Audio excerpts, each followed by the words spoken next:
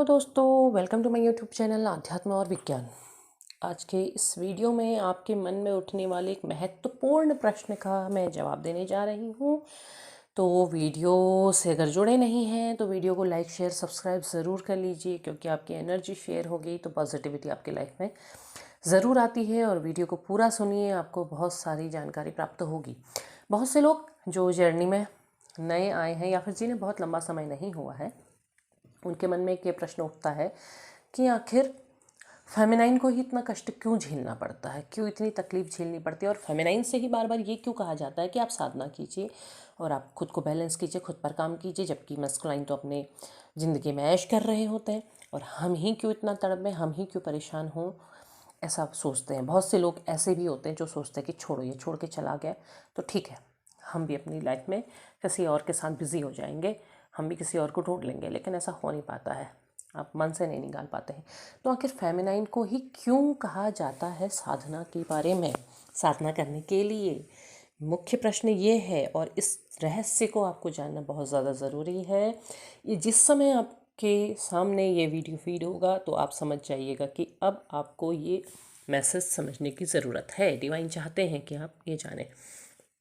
देखिए, फेमिनाइन जब तकलीफ़ में जाती है तो हर किसी गाइडेंस में या फिर कोई भी अचानक से आपके सामने गाइडेंस आती है और आपसे कहा जाता है कि खुद को बैलेंस कीजिए, खुद पर काम कीजिए।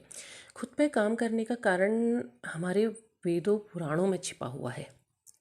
आपने पढ़ा होगा, आपने जाना होगा कि फेमिनाइन यानी कि महिला को कहा जाता है शक्ति, आदि शक्ति। नारी को शक्ति के रूप में पूजा जाता है। क्यों पूजा जाता है? क्योंकि उसके अंदर वो पावर होती है, वो पावर होती है, वो शक्ति है, वो झेल सकती है। देखिए, ये तकलीफ़ आपको पहले क्यों दी जाती है? आपको इतनी तकलीफ़ होती है, मरने के बराबर का कष्ट होता है, फिर भी आप उसे झेल करके, उसे पार करके जी जाती हैं। फेमिनाइन एनर्जी से केवल नारी शरीर की बात नहीं हो रही है, नारी मन की भी बात हो रही है। भी मैं इसलिए लगा रही हूँ क्योंकि दोनों चीज़ों को समझना होगा, क्योंकि हम नारी शरीर की बात भी करेंगे। तो नारी को शक्ति क्यों कहा जाता है? क्योंकि वो उस हर परिस्थिति को झेल जाती है। मैंने कहा ना कि आपको इतनी तकलीफ़ होती है, आप इतना तड़पते हैं, उसके बाद भी आप जी जाते हैं, आप जीते हैं। क्यों? क्योंकि आप में वो ताकत है, आप में वो बल है। जबकि जो मैस्कुलाइन पावर होती है, मैस्कुलाइन पावर के अंदर जो मैस्कुलाइन होते हैं या फिर नम पुरुष शरीर भी होते हैं, तो भी हम यही कहेंगे कि उनके अंदर वो पावर नहीं होती है, वो उस चीज़ को नहीं झेल पाते हैं। वो ये इतना ज़बरदस्त पेन ट्रॉमा ये नहीं झेल पाते हैं। या तो वो उत्पात मचा देते हैं, या खुद को ख़त्म कर लेते हैं, या शराब या दूसरी चीज़ों में डुबो लेते हैं, ऐसे डुबो लेते हैं कि मतलब परेशान हो जाए। वो इस पेन को नहीं झेल पाते हैं।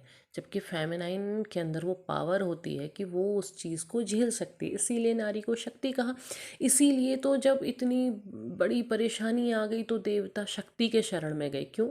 शक्ति उस चीज़ को झेल सकने में, उसको वहन कर सकने में और उसको समाप्त कर सकने में समर्थ है। इसीलिए डिवाइन फेमिनाइन सेलेक्ट की जाती हैं, क्योंकि उनके अंदर वो पावर है। अब ये पावर केवल यहाँ से नहीं आती है। देखिए, फेमिनाइन को ही क्यों गर्भ धारण करना पड़ता है, फेमिनाइन ही क्यों बच्चे पैदा करती है? क्योंकि उसके अंदर वो पावर है। प्रकृति, नेचर ने उसे वो शक्ति दी है। क्योंकि संतान उत्पत्ति, जिनकी संतान है और जो भविष्य में संतान देंगी, वो दोनों ही समझ सकती हैं। क्योंकि जिस समय बच्चे का जन्म होता है, कैसे?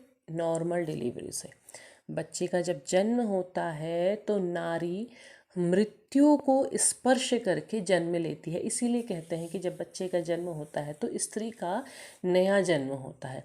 नए जन्म से अर्थ यही है कि वो मृत्यु को स्पर्श करके जन्म लेती है, वापस से जी जाती है। उसके अंदर वो शक्ति है, वो पावर है। इसीलिए, और इसीलिए आपसे कहा जाता है कि आप ध्यान कीजिए, आप कुंडलिनी योग पर ध्यान केंद्रित कीजिए। क्यों कहा जाता है कुंडलिनी योग? आपको पता है कि कुंडलिनी योग बहुत कठिन है, फिर भी फेमिनाइन से कह दिया जाता है कि कुंडलिनी योग। अरे भाई, आप ये सोचते कि हमारे पास तो इतने सारे काम हैं, इतनी सारी समस्याएं, इतनी सारी जिम्मेदारियां, फिर भी हमसे कहा जाता है कि कुंडलिनी योग हम कैसे बैलेंस करें, कैसे मैनेज करें।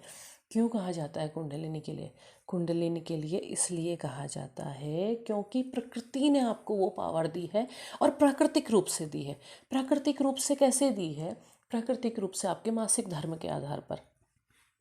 आपका जो मूलाधार चक्र होता है वो हर माह जागृत होता है। मूलाधार चक्र कहाँ पर स्थित है? आपके योनि और गुदा द्वार के मध्य पर। और हर मासिक चक्र में आपका मूलाधार जागृत होता है। तो आप अगर अपने कुंडलिनी पर ध्यान देते हैं तो आपका मूलाधार चक्र बहुत जल्दी जागृत हो जाता है और वहाँ से ऊपर को उठने लगता है। जब आप अपना पूरा ध्यान केंद्रित करने लगते हैं, जब आप पूरी तरह से उसमें केंद्रित होने लगते हैं, तो आप देखिए मूलाधार है, फिर मणिपुर है। मणिपुर कहाँ है? जहाँ आपका यूट्रस है। तो आपकी जागृति मासिक धर्म चक्र में यूट्रस में भी हो रही है, ठीक है, वहाँ भी जागृति हो रही है और मूलाधार में भी जागृति हो रही है। तो जब कुंडलिनी ऊपर उठने लगती है तो उसके बाद क्या हो रहा है? मूलाधार आया, मणिपुर आया, फिर उसके बाद आपके नाभि पर जागृति होती है। तो आपके अंदर नाभि क्या है? नाभि है केंद्र, पूरे शरीर का केंद्र है। और आपकी जो संतान होती है, जब आप गर्भ धारण करती हैं, आपकी संतान कहाँ से जुड़ती है? आपकी नाभि से जुड़ती है। तो नाभि से जुड़ी हुई होती है तो आपका चक्र को जागृत होने में कम समय लगता है। हृदय में आते हैं, अनाहत चक्र में आते हैं, हृदय में आते हैं। हृदय में कैसे चक्र जागृत हो जाता है? क्योंकि आपके अंदर भाव भर भर के हैं, आपको इमोशनल बनाया गया है। क्यों बनाया गया है? क्योंकि आपका हृदय प्रेम से भरा हुआ था। और डिवाइन फेमिनाइन के अंदर तो अथाह हो जाता है, वो अथाह प्रेम कर देती है, अथाह कर देती है। तो आपका जो प्रेम वाला हृदय होता है वो उसको जागृत होने में समय नहीं लगता है। जब आप ध्यान केंद्रित करते हैं, जब आप खुद को पहचानने लगते हैं तो आप उस अलौकिक प्रेम से जुड़ने लगते हैं। कहते हैं ना, राधा कृष्ण का प्रेम लौकिक से अलौकिक की ओर गया था। तो आप उस अलौकिक प्रेम से जुड़ने लगते हैं क्योंकि आपका हृदय भावों से पहले से ही भरा हुआ है। तो वो क्या था? जो भावों से भरा नहीं बहती जिसमें रसधार नहीं, वह नर नहीं है पशु निरा ना। तो वही बात है कि आपका हृदय भावों से, फेमिनाइन्स का हृदय जो होता है भावों से बहुत जल्दी भरा होता है। इसलिए वो जागृत हो सकती हैं। अब देखिए, अगर हम थ्रोट चक्र में आते हैं, थ्रोट चक्र में क्या होता है? फेमिनाइन्स वोकलाइज ज़्यादा करती हैं, ज़्यादा बोलती है ना। वो बात को कह कर के समझना में ज़्यादा पसंद करती हैं, उन्हें खामोशी ज़्यादा पसंद नहीं आती है। वो कहते हैं जो कहना है मुंह पे कह दीजिए, बात वहीं पर समाप्त कर दीजिए, मन में रख करके उसका ऐसे कीचड़ मत बनाइए ना। तो वही कि थ्रोट चक्र, जब जागृति की बात आती है तो आप अपने थ्रोट चक्र को बहुत जल्दी जागृत कर लेती हैं। आपकी कुंडली प्राकृतिक रूप से आपको चीज़ें मिली हुई हैं। और उसके बाद अगर हम कहाँ आते हैं? आपके तीसरे नेत्र पर ना, आपके आज्ञा चक्र पर। तो आज्ञा चक्र, इंट्यूशनल पावर फेमिनाइन्स की प्राकृतिक रूप से अच्छी होती है। प्राकृतिक रूप से महिलाओं का सिक्स सेंस या फेमिनाइन्स का सिक्स सेंस बहुत अच्छा होता है। आपकी छठी इंद्री हमेशा जागृत होती है। अगर कहीं कुछ गलत होने वाला होता है, आप पहले आभास कर लेती हैं।